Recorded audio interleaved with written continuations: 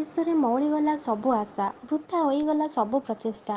ସୌମ୍ୟଶ୍ରୀଙ୍କ ପରି ବଳଙ୍ଗା ପୀଡ଼ିତା ମଧ୍ୟ ଜୀବନ ଯୁଦ୍ଧରେ ହାରିଯାଇଛନ୍ତି।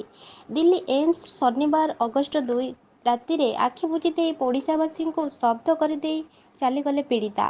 ହଜିଗଲା ସବୁ ସ୍ୱପ୍ନ, ମଉଳିଗଲା ସମସ୍ତଙ୍କର ଆଶା। ଶୋକରେ ଭାସୁଛି ବଳଙ୍ଗା ଅଞ୍ଚଳ। ଗାଁ ଗହଳି ସବୁଠି ଶୁଭୁଛି କାନ୍ଦ ବୋବାଳି।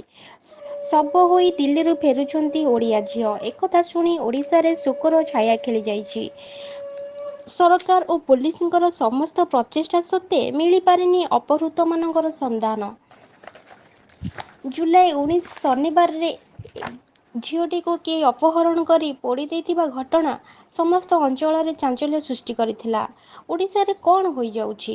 ବାଲେଶ୍ୱରର ଘଟଣାର ଛାପ ଛାତିରୁ ଲିଭି ନଥିବା ବେଳେ ଅଶୁଭ ଶନିବାର ତା'ର ପ୍ରଳୟ ଅନଳରେ ଜାଳି ଦେଇ ନିଃଶେଷ କରିଦେଲା ଆଉ ଏକ ନିଷ୍ପାପ କୋମଳମତି ହୃଦୟକୁ।